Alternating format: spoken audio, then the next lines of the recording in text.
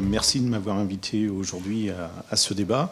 Je serai beaucoup moins volubile que M. Prudhomme. Je n'ai pas l'habitude de m'exprimer en public, donc vous m'excuserez si des fois je bafouille. Donc je suis président des pêcheurs professionnels de Loire-Atlantique et donc je représente les pêcheurs professionnels. Alors, si j'appuie, voilà. Les pêcheurs professionnels en Loire et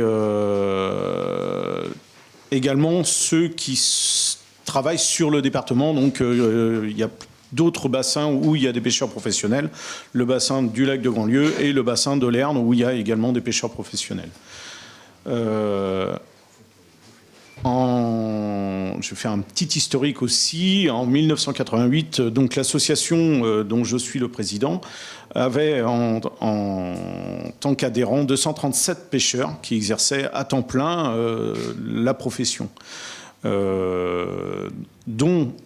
que l'association regroupe les marins-pêcheurs qui travaillent sur l'estuaire et les pêcheurs fluviaux ou continentaux, comme on veut, qui ne travaillent que sur le fleuve. Donc en amont de Nantes, en général. Le fleuve est divisé en 3 parties sur le département. Donc la zone fluviale qui va jusqu'au premier pont de Nantes, enfin, dernier pont de Nantes quand on descend, le pont de Cheviré maintenant, et la zone mixte donc, qui va du pont de Cheviré jusqu'à Cordemais, et enfin la zone marine qui va de Cordemais jusqu'à l'estuaire ouvert après Saint-Nazaire. Donc nous avions en 88 150 marins-pêcheurs et 87 pêcheurs fluviaux. Malheureusement,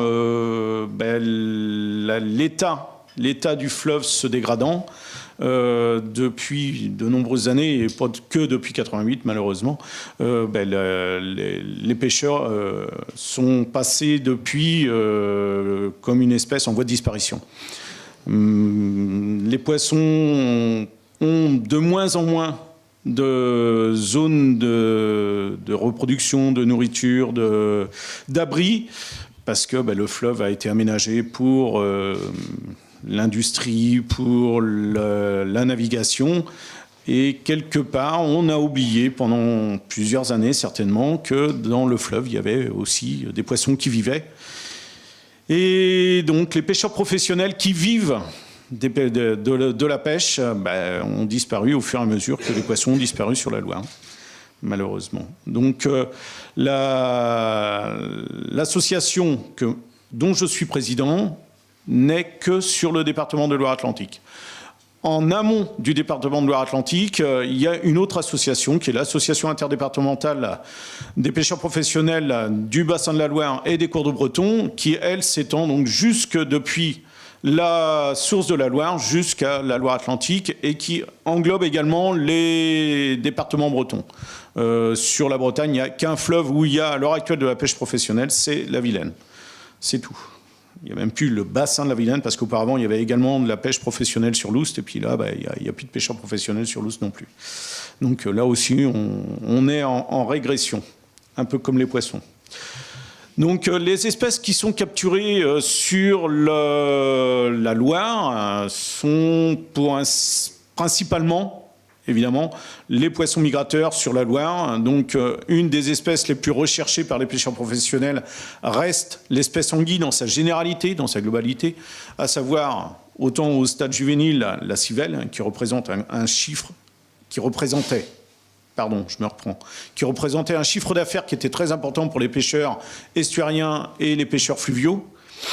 Et malheureusement, ça va en diminuant. Non pas parce que la ressource va en diminuant, mais parce que justement la ressource va en augmentant depuis quelques années. Et que, évidemment, s'il y a plus de production, comme il y a de moins en moins de marché, parce que le marché, on l'a perdu, eh bien, les cours s'effondrent malheureusement. Je pourrais vous en donner quelques détails tout à l'heure. Donc, la civelle fait partie des espèces les plus recherchées, encore malgré tout. L'anguille au stade jaune, donc au stade sédentaire, est toujours recherchée par tous les pêcheurs, mais avec des contraintes réglementaires qui ont fait que on la pêche de moins en moins, et sur une période de plus en plus courte. Et enfin, l'anguille d'avalaison, donc l'anguille qui redescend. Donc à tous ces stades, le pêcheur professionnel recherche l'anguille. Ça fait partie de son chiffre d'affaires. Dans son chiffre d'affaires, ça fait partie du pourcentage le plus important. Ensuite viennent les lamproies. Donc c'est des poissons migrateurs qui remontent en Loire à partir du mois de décembre jusqu'au mois de mai, qui ne sont pas tellement recherchés par la population ligérienne, malheureusement pour nous. Et donc on est obligé d'envoyer sur Bordeaux et le Portugal. Donc avec tous les problèmes que ça implique, parce que nous ne maîtrisons pas, nous en tant que pêcheurs professionnels, le marché. Donc évidemment, c'est au bon vouloir des marieurs qui font les prix suivant ce qu'ils ont comme production. Donc on a également la pêche de la lauze, qui elle commence après la pêche de la lamproie, qui débute en général au mois de mars et qui se termine au mois de mai, juin, suivant les années. Et enfin, le mulet qu'on pêche en même temps que la lamproie, en même temps que la lauze, qui fait partie des espèces qui sont connues sur le bord de la Loire pour être des espèces qui viennent mourir sur les rives de la Loire et faire et donner des odeurs pas forcément bonnes au fleuve, malheureusement. Et donc, il y a une réputation qu'on essaye de faire changer à l'heure actuelle. On essaye de valoriser au mieux ce poisson-là. Malheureusement, c'est pas tellement dans l'air du temps à l'heure actuelle, même si les gens s'aperçoivent que de plus en plus, on pourrait se nourrir de ce poisson-là. Donc les autres espèces qui sont exploitées sur la Loire, ce sont évidemment les poissons sédentaires, tels que le sandre, le brochet, et puis des espèces nouvelles qu'on a vu apparaître et puis qui prennent de plus en plus de place dans nos chiffres d'affaires, ce sont le silure et les crevettes. Ces espèces-là, donc pour le silure, c'est une espèce qu'on cible non pas seulement pour la consommation humaine, mais aussi pour essayer de réduire son impact sur les autres espèces. Parce qu'il a un impact significatif, en particulier sur les espèces amphihalines. Maintenant, ça commence à être prouvé par les études scientifiques. Et donc, on essaye de cibler un peu plus ce poisson-là et essayer de valoriser cette espèce-là. Bon, maintenant, c'est toujours pareil. On tombe en concurrence, nous, sur les fleuves atlantiques avec tout le poisson de mer et donc, évidemment, qui ne tolère pas trop la comparaison avec les poissons de mer. On n'a pas la même texture de chair et puis pas la même saveur. Donc, évidemment, c'est beaucoup plus difficile pour valoriser cette espèce-là. La pêche professionnelle, évidemment, c'est d'abord une valeur patrimoniale. Il est clair que nous sommes des indicateurs de l'environnement. Nous sommes des veilleurs de l'environnement. Quand il y a eu la pollution sur Donge avec les fuites de chez Total, c'est parce que les pêcheurs professionnels qui étaient en pêche sur la zone ont téléphoné au sémaphore de Saint-Nazaire pour leur dire qu'il y avait quelque chose qui n'était pas normal. Et donc, c'est à partir de ce moment-là que ça s'est mis en route et que la pollution a été décrite et est apparue au grand jour. Donc, voilà, nous sommes d'abord des veilleurs de l'environnement. Quand il se passe quelque chose sur le fleuve, on le voit immédiatement. Donc, effectivement, quand il y a des problèmes d'anoxie, on le sait et on sait que ces zones-là ne sont plus accessibles à la pêche professionnelle. Donc il y a des périodes d'ouverture et de fermeture sur ces zones-là parce que les gars ne peuvent plus travailler. Donc c'est des complications pour le pêcheur professionnel. C'est des périodes où pendant ces mois-là, il n'y a pas de pêche, donc il n'y a pas de revenus. Donc ça complique énormément la tâche pour le pêcheur professionnel. Des périodes de chômage, donc ça devient de plus en plus compliqué. Donc nous sommes fournisseurs de poissons locaux avec un indice carbone qui est très faible du fait que nous attendons le poisson à venir à notre porte pour le pêcher et le fournir à nos mandataires. Donc s'il n'y avait que de la pêche comme ça, plutôt que d'aller pêcher le poisson au large des côtes d'Écosse, ce serait mieux que de consommer le poisson qui remonte dans nos rivières naturellement, plutôt que d'aller consommer du poisson des grands fonds. Mais bon, je prêche pour ma paroisse. Donc évidemment, les habitudes qu'avaient les Ligériens ont évolué en fonction des modes de transport. Et donc évidemment, nous avons perdu beaucoup de parts de marché. Et en particulier sur les poissons migrateurs tels que la lamproie, la lauze, le mulet évidemment, où là nous n'avons pratiquement plus de marché et que nous sommes obligés maintenant de vendre, pour la lauze on vend toute notre production maintenant, ou quasi toute notre production sur le Bordeaux. La lamproie c'est une grosse partie sur Bordeaux et une autre partie sur l'Espagne et le Portugal qui sont aussi de très gros consommateurs. Et il y a pratiquement plus de lamproies qui sont vendues sur le bassin ligérien, malheureusement pour nous. Donc il faut qu'on travaille sur la valorisation, sur la communication. Et malheureusement, nous ne sommes pas très nombreux maintenant, puisque nous ne sommes plus qu'un peu plus d'une soixantaine maintenant sur le fleuve. Et les quelques-uns qui travaillent au sein du bureau de l'association n'ont pas le temps ni la formation pour communiquer, malheureusement. Donc c'est compliqué pour nous de développer les marchés. On s'y attelle, doucement, mais sûrement, et puis on espère, dans les années futures, trouver des partenaires financiers, des partenaires commerciaux, pour valoriser tous nos poissons. Donc, évidemment, c'est compliqué. Hein. Je ne vous cache pas que je passe beaucoup de temps, moi en particulier, à essayer de valoriser tous les poissons et à communiquer. Pour ça qu'aujourd'hui, je suis là d'ailleurs. Mais c'est pas simple. C'est pas simple. Donc les pêcheurs participent donc à la valorisation de nouvelles espèces. Et je pense en particulier, là, à l'heure actuelle, on a monté une étude sur la pêche de l'écrevisse sur le lac de Grandlieu.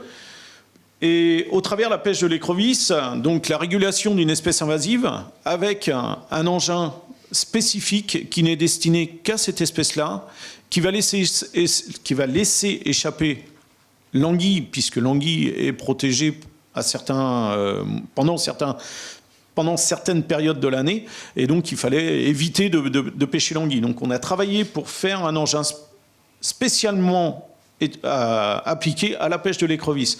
Et donc évidemment, en pêchant l'écrevisse, il fallait aussi pouvoir vendre cette espèce-là, ce qui n'est pas encore dans les mœurs du département de Loire-Atlantique. On sera en Louisiane, on n'aurait certainement pas de mal à la vendre. Maintenant, on n'y est pas. Donc on essaye de développer ce marché-là. C'est pas simple non plus, mais ça commence à venir. Il y a des industriels qui commencent à s'intéresser à la chose. Donc on est plein d'espoir. Maintenant, il faut que la réglementation évolue et qu'elle évolue dans le bon sens. Donc, ça, on le saura dans les mois futurs. Et enfin, on a d'autres espèces qu'on pêche sur tout le fleuve et dans tous les bassins, que ce soit sur l'Erdre ou sur le lac de Grandlieu, qui ne sont pas valorisés à l'heure actuelle et qu'on va certainement travailler. On va travailler sur la valorisation de ces espèces-là. Tous les poissons, ce qu'on appelle le poisson blanc, les cyprinidés. Et donc, ces poissons-là, on va essayer de les transformer, soit en soupe, soit en terrine, ou alors avec des produits dérivés pour la cosmétique et des choses comme ça. Donc il y a encore beaucoup de travail et c'est pas simple non plus de trouver les partenaires et techniques et financiers pour valoriser toutes ces espèces-là.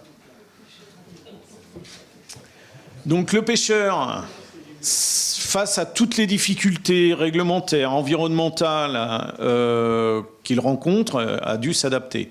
Donc soit il s'est dirigé vers la valorisation, la transformation du produit de sa pêche, soit il se dirige vers le service aux collectivités, donc qu'elles soient locales, qu'elles soient scientifiques. Et donc on participe régulièrement maintenant à des travaux directement sur le fleuve pour la bathymétrie, pour toutes les études scientifiques, parce que bien des scientifiques se sont aperçus que pêcher du poisson, c'était pas toujours simple, et que il y avait quelques connaissances, quelques compétences à avoir pour pêcher du poisson. Donc maintenant, ils font de plus en plus appel à nous, et donc nous participons à beaucoup d'études scientifiques, que ce soit sur les migrateurs, que ce soit sur la lauze, sur le saumon, la lamproie, que ce soit sur l'anguille. Nous travaillons avec les scientifiques et où ça nous rassure quand même quelque part, c'est qu'ils reconnaissent que nous sommes là et que, en tant que veilleurs de l'environnement, on a des connaissances, des compétences, un savoir-faire qui vaut beaucoup d'années d'études. C'est quand même rassurant quelque part pour nous. Et ça nous aide quelque part à dire, ben voilà, effectivement, on a des compétences, il faut les connaître, les reconnaître. On ne sait pas communiquer, on ne sait pas le faire, malheureusement pour nous aussi. Et donc, systématiquement, quand il y a quelque chose qui se passe sur le fleuve, quand il y a un stock d'une espèce qui est en voie de disparition, on va accuser les pêcheurs en général, et puis le pêcheur professionnel un petit peu plus, peut-être parce que, soi-disant, il est professionnel. Et donc, au travers l'image de la pêche professionnelle, on voit immédiatement le pêcheur hauturier qui pêche avec un chalut. La pêche en Loire, c'est loin d'être ça. C'est des engins passifs. C'est des engins qui vont sélectionner le poisson qui va être ciblé. On ne pêche pas la lamproie avec un filet à mulet, c'est pas possible. Ou on ne pêche pas la lauze avec un filet à lamproie. On ne pêche pas l'anguille avec des filets à lamproie. On pêche pas. Voilà, il y a des spécificités, il y a des périodes qui sont spécifiques également. Donc, on a des compétences et les scientifiques s'aperçoivent qu'ils ont besoin de nous. Et au travers toutes les études qui sont menées, l'intérêt pour nous, c'est de démontrer effectivement que on est là, on a un impact sur le milieu, on a un impact sur les stocks, on en est conscient, mais on n'a pas tout, enfin c'est pas qu'à cause de nous si le poisson vient à disparaître. Il y a aussi les aménagements, il y a aussi tout ce qui est assèchement de zones de production de poissons ou de reproduction du poisson, malheureusement, qui ont disparu sur l'estuaire, ou même en amont de l'estuaire, malheureusement, il y a beaucoup de zones où le poisson n'a plus d'accès à ces zones de frayère historiques. Soit parce qu'il y a eu des aménagements de seuil, des aménagements de barrages, ou parce que, on l'oublie des fois aussi, c'est parce que la température de l'eau augmente du fait du réchauffement climatique. Et que des poissons qui ont besoin d'une certaine température d'eau pour se reproduire, avant d'arriver sur leur site historique de reproduction, sont obligés de se reproduire bien avant. Et donc, évidemment, la reproduction n'est plus assurée comme elle l'était auparavant. Donc ça complique et les scientifiques, maintenant, le prouvent, parce qu'on les aiguille un petit peu et puis on leur dit, voilà, il y a ça qui se produit sur nos zones de pêche. On ne sait pas ce qui se passe. Nous, on n'est pas capable de l'expliquer. Mais eux, au travers de leurs études, arrivent à expliquer ce genre de phénomène-là. Donc, quelque part, on se dit qu'on sert quand même à quelque chose. Même si effectivement on a un impact, c'est vrai, on ne va pas le cacher, on vit de notre métier. Tous les pêcheurs de Loire-Atlantique sont à 100% pêcheurs professionnels, donc ils vivent de leur métier. Je ne dis pas qu'ils en vivent et qu'ils en seront millionnaires et milliardaires. Par contre, ils font un métier de passion, et c'est grâce à ça, certainement, s'ils sont encore là. Parce qu'avec tous les aléas réglementaires, tous les aléas d'aménagement du fleuve et tout, ça devient de plus en plus compliqué. Ça, il faut reconnaître que c'est de plus en plus difficile de tirer un revenu égal sur l'année. On va avoir des périodes de forts revenus, puis des périodes où il va falloir gérer. Quand il n'y a plus de poissons, malheureusement, il faut gérer, quoi. Donc je ne vois pas très bien mon... Donc les pêcheurs professionnels et l'association que je représente... Comment ? Nous sommes également porteurs de projets donc pour les études. Donc on a travaillé en particulier pour savoir quel était l'impact du silure sur les poissons, sur les stocks de poissons en Loire. Donc les premiers résultats montrent que sur les poissons sédentaires qui vivent en Loire, tels que le brochet, le sandre, les cyprinidés en général, il n'y avait pas un impact significatif sur ces poissons-là. Par contre, sur tout ce qui était migrateur, là, il y avait un impact qui pouvait être important. Et malheureusement, on a découvert que sur les saumons, le silure avait un impact assez important. Oui, et donc sur un poisson patrimonial comme ça, sur une espèce patrimoniale comme ça, c'est dommage, quoi. Donc bon, il y a encore des travaux qui sont entrepris pour savoir quel pouvait être le pourcentage d'impact du silure sur le saumon, parce qu'avec alors c'est les isotopes stables, mais ne me demandez pas à quoi ça sert, on devrait savoir à peu près quel est le pourcentage de telle et telle espèce de poissons migrateurs le silure peut consommer. Ça va être dans l'année future, on devrait savoir ça. Ça va être intéressant de le voir. Donc j'ai déjà parlé de l'étude Écrevisse. On participe également l'an prochain, normalement, à une étude sur l'anguille d'avalaison et le taux d'échappement d'anguille d'avalaison sur le lac de Grandlieu pour savoir quelle est la production annuelle du lac de Grandlieu en termes de reproducteurs en anguille et quel est le taux d'exploitation des pêcheurs du lac de Grandlieu. Et enfin, on participe au repeuplement tous les ans depuis que le plan de gestion anguille a été mis en place. On participe au repeuplement en civelle sur des zones où elles n'ont plus accès. Donc on met des civelles maintenant sur les zones en amont, sur les zones amont de la Loire. On en a mis l'année passée sur l'Erne. Cette année, les projets sont sur la Creuse et sur la Sèvre. Donc, et les résultats de ces repeuplements-là nous laissent très optimistes par rapport à la survie et à la vie de cette espèce-là dans les zones où, justement, elles n'ont plus d'accès naturel.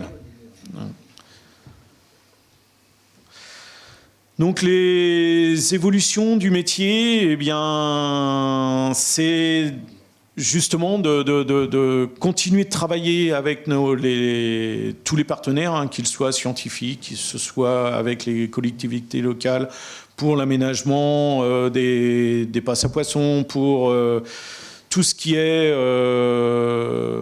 travaux sur le fleuve, aménagement du fleuve. On essaye de donner notre avis d'homme de terrain quand on peut, quand on nous la demande, des fois. On nous oublie. Développer donc tout ce qui est communication au travers des poissons de Loire, de faire, je vois pas ce qui est marqué, donc d'avoir des engins sélectifs au maximum pour éviter de pêcher les espèces telles que l'anguille quand elle est fermée, et pouvoir produire et continuer de produire du poisson ou des crustacés, puisque là, quand on pêche de l'écrevisse, c'est sur du crustacé. Je vois pas du tout. Comment ? Travailler sur la valorisation des poissons d'eau douce, donc ça reste la politique actuelle de l'association. Et c'est ce qui est très en vogue à l'heure actuelle, puisqu'on le voit au travers nos ventes, tout ce qui est rillettes de poissons, tout ce qui est plat préparé, on en vend de plus en plus. Bon, évidemment, pour le pêcheur professionnel, c'est un investissement. Est-ce que sur le département de Loire-Atlantique, où il y a encore le plus grand nombre de pêcheurs professionnels, est-ce qu'on n'a pas, nous, intérêt, en tant que pêcheurs professionnels, à avoir un outil collectif pour valoriser tous nos poissons? C'est la question à laquelle on va essayer de répondre dans les années futures, enfin surtout cette année, dans l'année future, là, et voir comment on peut organiser tout ça. Donc, et avec les pêcheurs pros, et avec évidemment tout le reste de la filière qui travaille sur ce poisson-là. Et enfin, je vois toujours pas. Oui, merci. Donc évidemment tout ce qui est travail pour les études scientifiques, que ce soit en appui sur le terrain, en prélèvement ou en connaissance. Donc on va continuer de travailler sur l'implication dans la gestion des écosystèmes et des populations de poissons. C'est de plus en plus compliqué parce qu'on a des contraintes réglementaires qui nous obligent à travailler en fonction des périodes d'ouverture qu'on n'avait pas auparavant. Il n'y avait pas de période d'ouverture, en particulier sur l'anguille. Donc on en a de plus en plus. Ça diminue évidemment nos temps de travail. Et on n'est plus aussi souple dans notre travail. Du coup, on a des baisses importantes de chiffre d'affaires pour les pêcheurs professionnels, malheureusement. Donc, je vais passer rapidement puisque je reviens toujours sur la même chose, ou quasiment. Et donc, les conditions de maintien et de développement de la pêche professionnelle passent par tout ça. La valorisation, l'écotourisme. Là encore, il faudra que la réglementation évolue parce que à l'heure actuelle, on ne peut pas travailler le week-end, du samedi 18h au lundi 6h, on ne peut pas travailler. Donc, si on veut emmener des touristes avec nous, eh bien, malheureusement, ce sera uniquement dans la semaine. Le week-end, on n'a pas le droit de travailler. C'est une réglementation qui date de Colbert, qui n'a pas évolué depuis. On demande la réforme et apparemment, c'est compliqué. C'est vrai que c'est compliqué. Donc, c'est toutes ces réglementations-là qu'on essaye de faire évoluer. Malheureusement, c'est pas simple parce que on a quelques opposants qui nous font un peu d'ombre. Et donc, évidemment, on essaye de promouvoir, en particulier sur les bords du fleuve, tous les poissons, qu'ils soient migrateurs ou qu'ils soient sédentaires. J'ai beaucoup de mes collègues qui ont maintenant des laboratoires et qui font déguster directement les produits issus de leur pêche. Mais bon, évidemment, quand il y a un pêcheur sur un secteur, c'est compliqué puisque les zones de pêche sont délimitées en lots et que sur chaque lot, il y a un seul pêcheur professionnel. Et un lot fait une dizaine de kilomètres, donc c'est compliqué de le trouver. Et puis lui, tout seul, en termes de communication, il est très limité lui aussi, quoi. Donc malheureusement, on a quelques problèmes par rapport à ça, quoi. Voilà, je suis beaucoup moins volubile que Monsieur Prudhomme. Merci pour votre attention.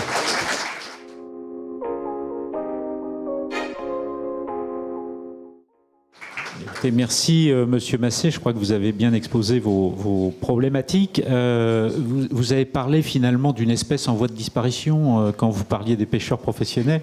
Donc j'ai envie quand même de vous poser la question, est-ce que cette diminution du nombre de pêcheurs professionnels se poursuit? Et quelle est la formation pour devenir pêcheur professionnel? Est-ce que c'est de père en fils? Alors oui, il n'y a pas de formation à proprement parler de pêcheurs professionnels. À l'heure actuelle, les jeunes pêcheurs professionnels qui rentrent dans la profession sont issus plutôt des milieux, d'une filière scolaire, gestion de l'environnement, aquaculture et évidemment tout ce qui est filière pêche maritime. Puisque là, la filière pêche maritime nous apporte quand même quelques pêcheurs professionnels. Mais les quelques jeunes qui rentrent à l'heure actuelle dans la pêche professionnelle sont donc issus de ce système scolaire, ou alors, évidemment, ils sont fils ou petits-fils de pêcheurs professionnels déjà installés. Et globalement, le nombre de pêcheurs en activité est stable maintenant ou... Depuis quelques années, depuis la mise en place du plan de gestion anguille qui date donc de 2009, on s'aperçoit que le nombre de pêcheurs reste stable malgré toutes les contraintes réglementaires qui nous sont tombées dessus, quoi. D'accord. Si je vais juste m'arrêter sur les espèces que vous avez évoquées. Les espèces sont quelquefois des indicateurs de l'état de l'eau, de la qualité de l'eau. Alors, est-ce que on dit par exemple que la crevette blanche est une espèce qui est un indicateur de la qualité de l'eau? Est-ce que c'est vrai d'abord, parce que je ne suis pas sûr? Là, c'est pas vraiment aux pêcheurs professionnels qu'il faudrait le demander, ce serait plutôt à Monsieur Prudhomme qui éventuellement pourrait nous dire que sur ces zones-là, la qualité de l'eau est bonne. La crevette blanche, on la pêche plutôt sur la zone mixte du fleuve, donc la zone qui va entre Nantes et puis Cordemais, quoi. Et effectivement, les pêcheurs qui exercent sur ces zones-là exploitent de plus en plus cette espèce-là parce qu'elle est en quantité et en qualité. Donc oui, effectivement, est-ce que cette Est-ce que c'est parce que la qualité de l'eau est bonne? Je ne sais pas, on est en plein dans le bouchon vaseux pourtant, et malgré tout, D'accord. Voilà. Merci. Juste sur les espèces, pour continuer, est-ce qu'il y a des espèces qui sont interdites de pêche? Alors je pense le saumon en particulier, bien sûr, mais est-ce qu'il y a d'autres espèces qui sont... Alors, il y a évidemment une espèce qu'on ne rencontre plus depuis bientôt un siècle en Loire, c'est l'esturgeon, mais qu'on peut rencontrer au large de l'estuaire, puisqu'il s'empêche en mer maintenant. Donc le saumon, évidemment, qui est une espèce patrimoniale qui est protégée depuis 1994, je crois. Et la truite de mer qui a été protégée depuis les années 2007 ou 2008. Donc à part ces espèces-là, toutes les autres sont pêchables, si ce n'est qu'il y a des périodes d'ouverture et de fermeture qu'on n'avait pas auparavant, en particulier sur l'anguille. Et sur ces espèces protégées, les stocks, si je puis dire, je ne sais pas s'il faut le dire comme ça, augmentent? C'est-à-dire le nombre de saumons qui remontent la Loire est en augmentation? Ou, enfin, je ne sais pas, peut-être que Bernard le sait. Ça remonte, il y a un petit peu plus de saumons qui remontent, mais malheureusement, les stocks ne sont encore pas suffisants pour avoir une exploitation par la pêche professionnelle, enfin pour nous toujours. Et alors juste sur la civelle, parce qu'on est, je pense, un certain nombre dans la salle qui avons eu le plaisir de consommer la civelle en quantité lorsque nous étions jeunes. C'est évidemment une espèce qui est devenue inaccessible du point de vue de son prix. Alors peut-être pas du point de vue de la quantité, puisque vous semblez dire que les quantités augmentent. Et donc aujourd'hui, comment est commercialisée la civelle? À une époque, on l'exportait en Espagne, au Japon, vers des pays comme ça. Est-ce que c'est toujours le cas? Alors, ou est-ce que, depuis la réglementation et la mise en place du plan de gestion anguille, la civelle est uniquement commercialisée sur le continent européen, uniquement. On n'a pas le droit de l'exporter hors Europe. Donc tout ce qui était marché asiatique, on l'a perdu. On l'a perdu, enfin la filière autorisée a perdu. L'exportation sur les pays asiatiques, la filière non autorisée n'a rien perdu. D'accord. Donc ça complique évidemment les affaires des pêcheurs professionnels, puisque le chiffre d'affaires, enfin le prix de la civelle n'est pas le même en Europe qu'en Asie. Et au vu des productions qui vont en augmentant, le cours de la civelle diminue d'année en année. Et cette année, au vu du quota qu'on a obtenu pour les pêcheurs professionnels de civelle, je pense que le cours va encore diminuer au détriment des pêcheurs professionnels. Et là, je pense que si, depuis 3 ou 4 ans, on explique systématiquement aux professionnels qu'il faut se diversifier au maximum. Beaucoup l'ont compris. Il y en a encore quelques-uns qui restent sur je pêche et je vends, je ne cherche pas à valoriser, et je ne cherche pas à valoriser d'autres espèces. Résultat des courses, ils se retrouvent coincés parce qu'ils ne dépendent que d'une espèce. Donc il y en a quelques-uns qui risquent d'avoir encore des soucis. Mais bon, je suis encore plein d'espoir, puisqu'on voit l'espèce anguille en général revenir, et revenir à des seuils qui sont ceux qu'ils étaient avant les années 80. Donc on est plein d'espoir. Alors, pour revenir sur les circuits de vente en fait, des produits issus de la pêche sur la Loire, une petite question. En fait, quand on est habitant de l'agglomération nantaise, où l'on peut se procurer justement ces poissons, est-ce qu'aujourd'hui, il y a des filières de vente directe, on pense notamment aux AMAP, auxquelles vous participez ? Alors, effectivement, il y a quelques pêcheurs professionnels qui travaillent avec des AMAP. Il y en a sur Paimboeuf. Il y a une AMAP sur Paimboeuf qui travaille avec des pêcheurs professionnels. Il y a également sur le haut du bassin, sur le haut, vers Ancenis, il y a également des pêcheurs professionnels qui travaillent avec des AMAP. Sur Nantes, il n'y a pas de pêcheurs professionnels qui travaillent directement avec les AMAP. Par contre, on vend notre poisson donc soit sur les marchés nantais, que ce soit la Petite Hollande, que ce soit Rezé ou Talensac, il y a quelques poissonniers qui vendent du poisson d'eau douce. Ils ne sont pas très nombreux, c'est vrai, et ils sont en voie de disparition eux aussi. Et autrement, évidemment, tout ce qui est poissons, comme les poissons migrateurs, on les vend également dans les restaurants via donc soit un circuit court, pêcheur, restaurateur, soit un circuit plus ou moins long, marailleur, mandataire, restaurateur. Donc en fonction des pêcheurs et puis des circuits qu'ils prennent, quoi. Concernant la filière de transformation des produits, donc vous nous en avez parlé tout à l'heure en disant que vous étiez plutôt en recherche justement de développer cette activité. Est-ce qu'aujourd'hui il y a des entreprises, par exemple sur le territoire de l'agglomération nantaise, qui réfléchissent effectivement avec vous, que ce soit point de vue transformation au service de la cosmétique ou au niveau alimentaire?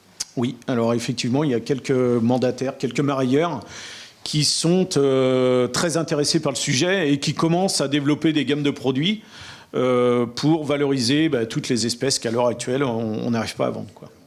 Donc on se dirige doucement mais sûrement vers ce système-là. Des produits élaborés, quoi. Oui, produits élaborés. D'accord. S'agissant de la pêche loisir et du lien entre la pêche professionnelle et la pêche loisir, est-ce que... Alors vous avez parlé de filières autorisées, non autorisées, je ne sais pas si c'est lié... C'est pas les mêmes. C'est pas les mêmes. D'accord.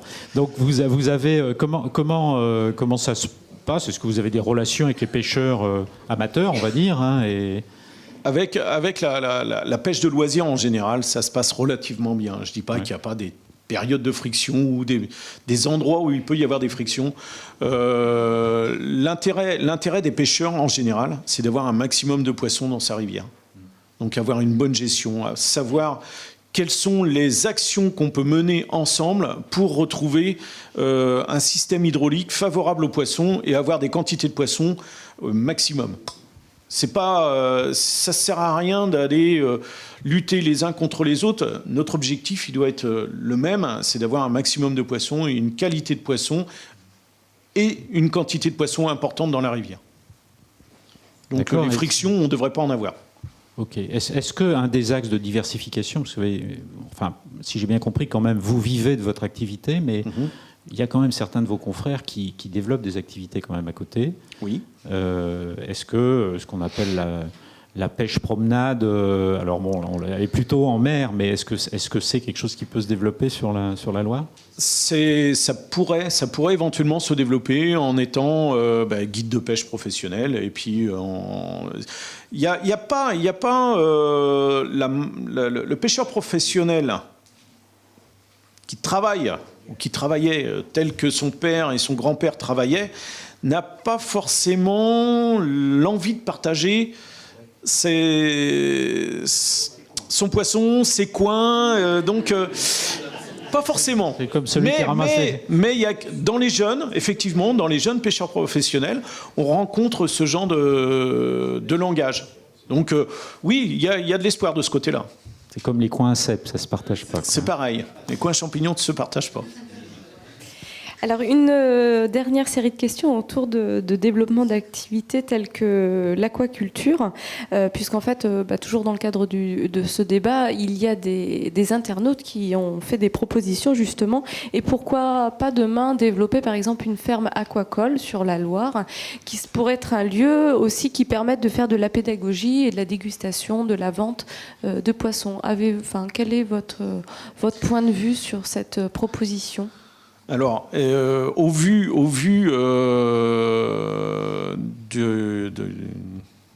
du courant qu'on rencontre en Loire, de la topographie de la Loire, je ne vois pas un système aquacole se développer directement sur le lit de la Loire. Enfin, moi, ça me paraît inconcevable. Surtout avec tout le partage qu'on doit faire du milieu, ce sera compliqué. Par contre, en hors sol, oui, effectivement, mais est-ce qu'on a besoin d'être directement en bord de Loire? Je ne sais pas, là, moi. Bon, après, on voit des unités de production aquacole se développer sur des sources ou sur des stations de pompage. Et puis, oui, effectivement, pourquoi pas. Par exemple, à Cordemais, où il y a de l'eau chaude, pourquoi pas. Et pourquoi on ne pourrait pas exploiter cette production d'eau chaude pour faire du développement d'anguilliculture ou, je ne sais pas, pourquoi pas des silures ou des choses comme ça. Mais après, là, c'est plus de l'aquaculture et ça ne dépend pas de la pêche professionnelle. C'est plus, c'est de la production piscicole, quoi. Écoutez, merci Monsieur Massé. Je crois que ça a été un moment intéressant parce qu'on découvre une activité